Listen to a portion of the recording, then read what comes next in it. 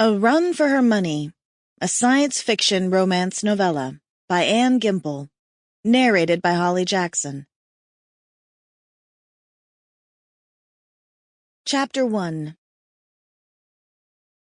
My name is Sara Holcomb, and I'm a ranger for the U.S. Park Service, a post I've held for better than 20 years. There are those who say I should have transitioned to a desk job long ago, but somehow I don't think I'd like that nearly as much. See, I've loved the backcountry ever since I was a little girl, probably because my daddy was a park ranger too.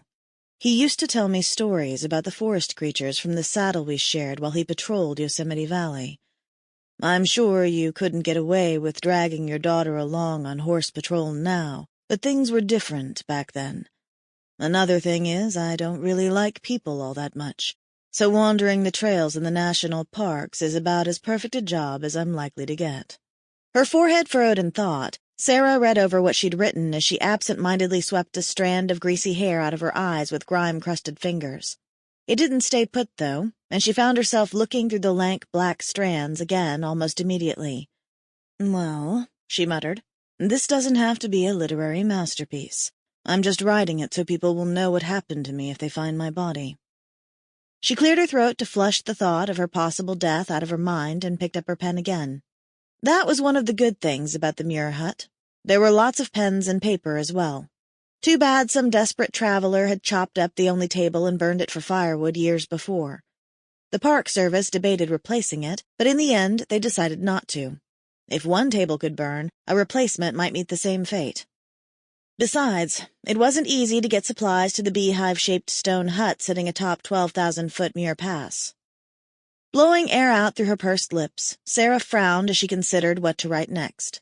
She'd planned to dive right into the meat of things, but whoever read her journal really needed to know how she'd ended up trapped in the Muir hut so they could understand all the rest. I'm getting ahead of myself here. I've been stationed at the McClure Meadows Ranger Station for the past few summers. Sometimes there's another ranger with me, but usually there's not. The Park Service has had some cutbacks in recent years. McClure Meadows is in Evolution Valley, and it's my favorite of all the backcountry stations. It even has a geothermal spring so I don't have to heat water for baths. At 9,600 feet, it's below timberline, so there are lots of trees around it. Not just granite and shale.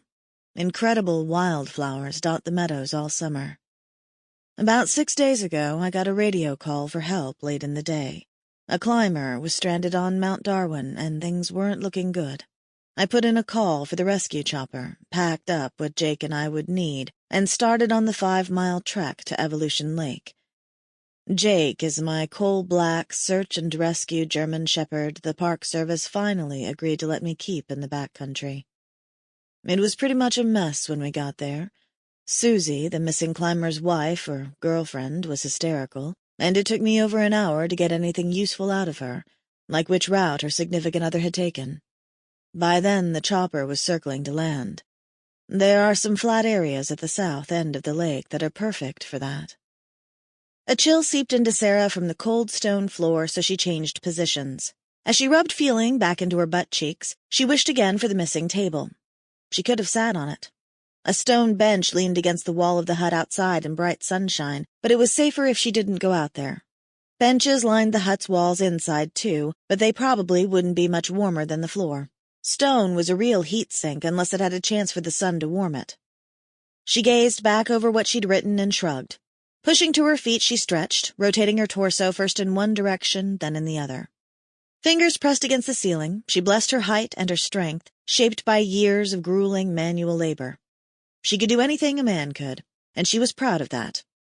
Though frequently the object of admiring glances, she'd been very selective in that regard. The occasional coworker had possibilities, but while the Park Service said relationships are fine so long as you're not in a direct line of command on paper, Sara didn't think they were especially open-minded in that regard, so she kept her dalliances brief and private. Sometimes it was a lonely life, but it was the one she'd chosen. Her hours and time away from home wouldn't have played well with most men anyway. Children were out of the question. Not if they ever wanted to see their mother. Crap, my thoughts are really wandering, she said wryly, as she reached over to stroke Jake's soft head.